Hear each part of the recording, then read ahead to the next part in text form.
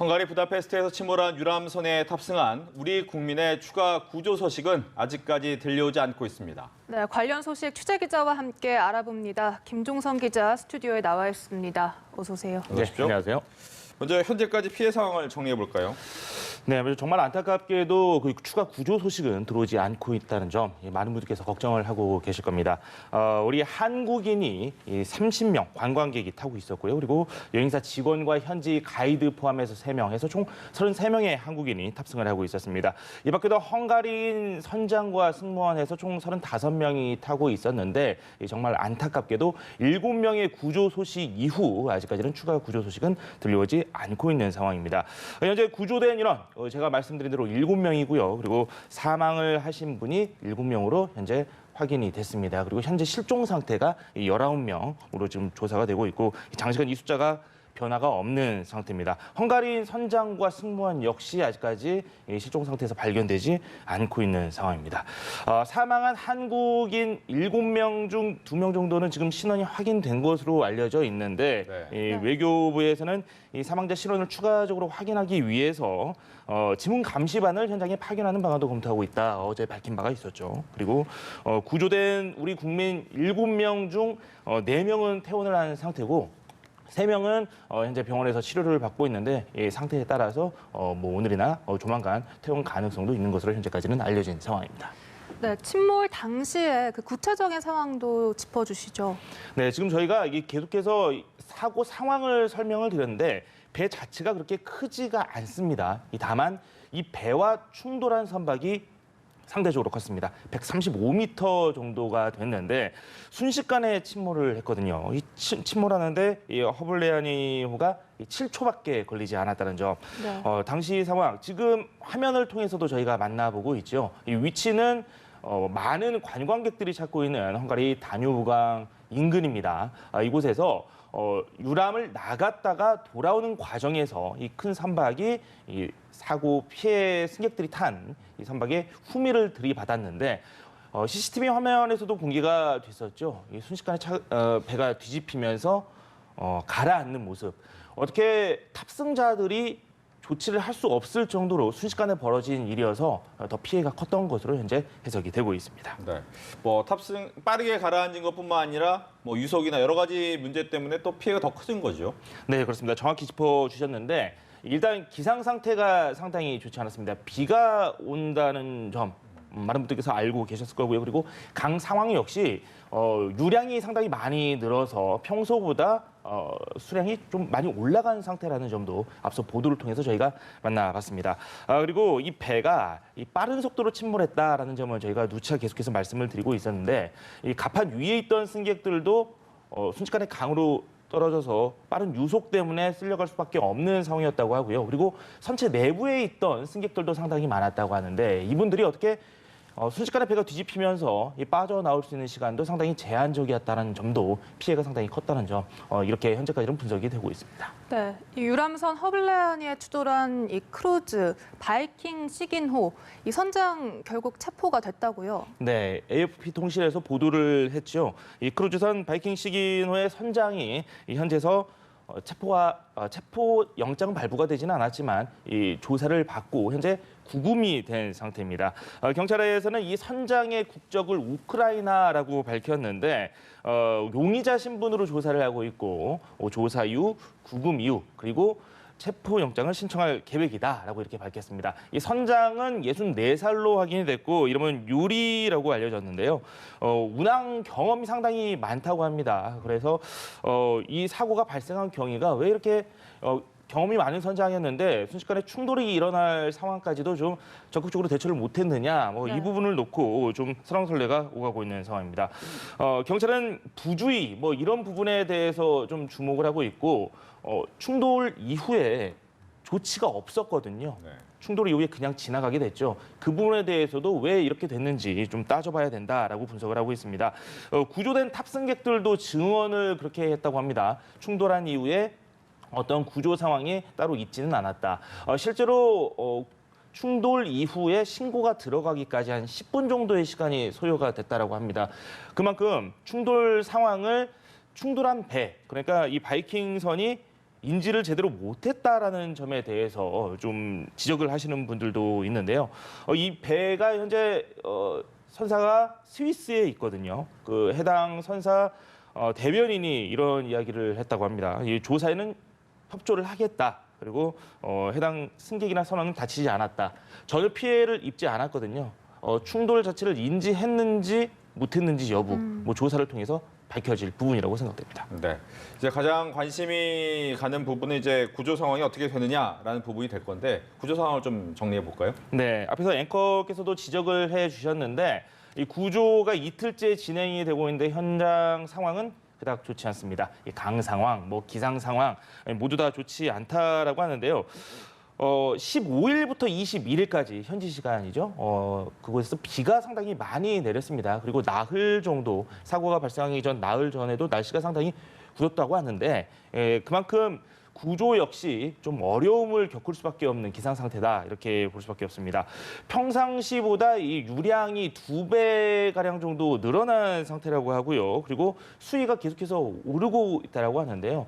당초에는 사고 직후에 이 유량이 한 5.7에서 5.8m 정도까지 올라갈 것으로 예상을 했었는데 오스트리아 쪽 그러니까 다뉴브강 상류 쪽이죠. 이쪽에서 유입되는 유량이 점차 늘어나고 있어서 뭐 6m 가까이 늘어날 수도 있을 것이다. 그래서 정상적인 구조 활동을 하기에 한 2m 정도 좀 수량이 더 많이 늘어난 상황이라서 구조를 하는데 좀 어려움이 겪을 것이다. 아무래도 깊이도 깊이지만 유량이 많아졌다는 이야기는 그만큼 강을 빠져나가는 물의 양도 많다라는 이야기거든요. 그렇기 때문에 이 구조대원들이 현장에 접근하는 것도 쉽지 않을 것이다라는 분석이 나오고 있어서 좀 우려를 낳고 있습니다. 그리고 오늘 오전 같은 경우는 이 다뉴브강 인근에서 풍속이 상당할 것으로 예상이 되고 있습니다. 초속 27km 강풍이 예상이 된다. 이런 예보가 현장에서 나오고 있다라고 하고요. 세르비아 같은 그 인접 국가 쪽도 좀 주목을 하고 있다는데 그 이유는 제가 앞서 말씀드린 대로 이 풍속이라든지 뭐 유량이라든지 유속이라든지 이런 것들을 고려했을 때 좀 탑승객들이 좀 멀리 떠내려갔을 가능성도 무시할 수 없기 때문에 이 인접 국가에 대해서도 좀 우리 외교부도 주문을 넣고 있고 뭐 여러 가지 다각적인 구조 활동이 펼쳐질 것이다라는 분석을 낳고 있는 배경이기도 합니다. 그리고 이 사고 지점의 강폭도 좀 고려를 해봐야 될 텐데 제가 유속을 좀 설명드렸는데 강폭이 최대한 450m 정도 된다고 합니다. 이 450m 정도라고 하면 숫자상으로 보면 어떤 정도인지 감이 잘 안 오잖아요. 네. 근데 분명 우리 한강보다는 강폭이 좀 좁은 편이기는 해요. 한 620 정도가 최소 길이가 한강이거든요. 너비가요. 그리고 최대 너비가 한 1km 정도 되는데 그보다는 분명 좁기는 한데 보셔도 알겠지만은 물을 부을 때에도 이 입구가 좁은 곳은 물이 좀 빨리빨리 쏟아지는 그런 경향이 있지 않습니까? 그렇죠. 그런 것처럼 강폭이 좁다 보니까 많은 물이 몰려들게 되면 그만큼 강물 속도가 더 빨라지게 되고 아무래도 그런 점에서 구조에 어려움이 있을 것이다. 뭐 그 부분에 대한 증거가 될 수도 있겠죠. 그리고 물이 좀 많아졌고 현장에서 비가 많이 왔기 때문에 물 역시 좀 혼탁해진 상황입니다. 아무래도 네. 아래에 있는 물과 위에 있는 물이 섞여 있어서 좀 시야가 좀 확보되지 않은 상황이기 때문에 구조 활동에 좀 더 어려움이 예상되는 부분이다라고 지적할 수 있겠습니다. 네, 유량과 유속, 뭐 풍속 이렇게 어려운 상황을 짚어주셨는데 그 어려운 상황 속에서도 좀 진행할 수 있는 구조 과정들이 있다면 구체적으로 어떤 것들이 있을까요? 네, 일단은 그 이 배가 어디 있는지부터 확인을 해야 되겠죠. 그런데 이 침몰 지점과 그리고 또 추후에 배가 발견될 지점이 같을 것이다 이렇게 예측하기 상당히 어려운 부분이기는 합니다. 그래서 침몰한 곳에는 이 부표로 이곳에서 배가 침몰을 했다 이런 것들도 표시를 좀 해야 될 거고요. 그리고 탑승자들이 발견된 곳 인근에도 좀 표시를 해놔야 되지 않을까라는 생각이 듭니다. 이 최소한 해당 부근 주변에서 이 추가 탑승자들이 발견된 가능성 또는 이 배가 그쪽까지 떠내려갔을 가능성도 염두를 해둬야 되기 때문입니다. 선박 인양을 위해서 현장에는 잠수부들이 많이 모이고 있는 상황이라고 합니다. 그런데 직접적으로 들어가기는 좀 어려운 상황, 앞에서도 유속이라든지 뭐 이런 부분 때문에 좀 접근이 어려운 게 사실이라고 하고요. 민간 잠수업체, 현지에 있는 민간 업체들이 또 그렇게 전망을 했다라고 하는데 당장 인양 작업을 하기에는 좀 어렵지 않을까라는 그런 분석을 내놓고 있다라고 합니다. 선박 인양 자체를 시도는 분명 할 수 있을 텐데 시도를 하다가 뭐 2차 피해라든지 뭐 그런 것들도 고려를 해야 되기 때문이다. 이렇게 전문가들은 평가를 하고 있고요. 그리고 물 안쪽에 들어가게 되면은 강한 소용돌이가 또 치고 있다라고 하거든요. 뭐 그런 부분 저희가 눈에 보이지 않는 부분 역시 좀 고려를 해야 되는 상황이다. 이렇게 정리를 할 수 있겠습니다. 네. 앞서 이야기가 잠깐 나왔지만 강 하류 부분까지 수색 범위는 계속 넓혀질 수밖에 없는 거죠. 네, 그렇습니다. 또 지적을 또 정확히 해주셨는데요. 그 수색 범위 자체가 한 30km 정도로 더 늘어난 상황이라고 합니다.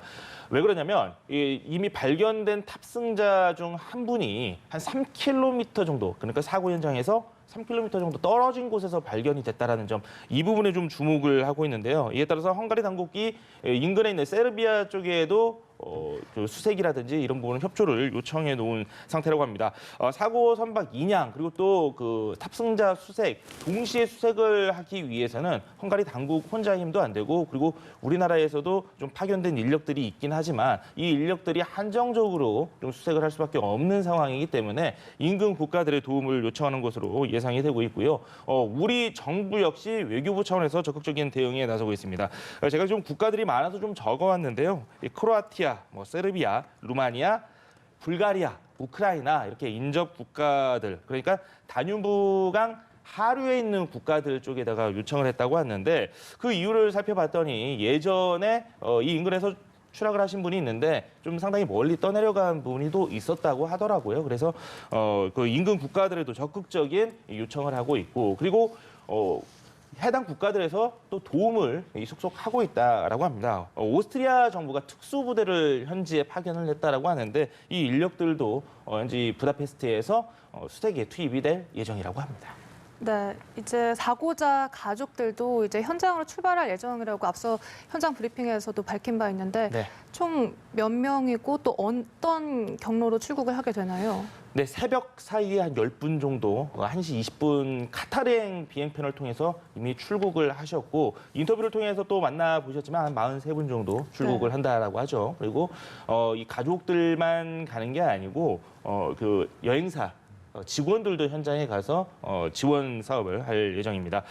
가족들이 좀 출국을 할 때 좀 감정적으로 격앙된 부분도 있고 슬픔에 많이 젖어 있기 때문에 주변에서 도와줘야 할 분도 상당히 많을 거고요. 좀 이동하는 과정에서도 긴 여정이기 때문에 좀 어려움이 있지 않을까라는 생각이 드는데 아무쪼록 좀 긍정적인 소식만 좀 많이 나왔으면 하는 바람을 가져보도록 하겠습니다.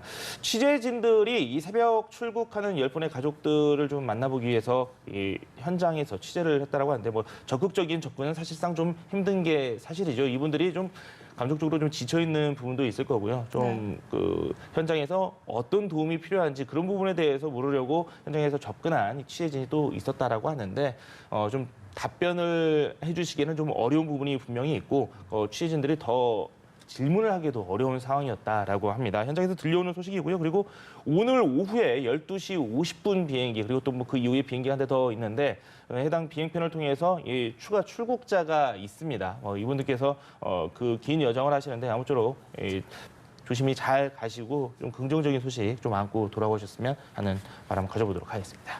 네, 알겠습니다. 김종선 기자와 함께 이야기 나눠봤습니다. 오늘 말씀 고맙습니다.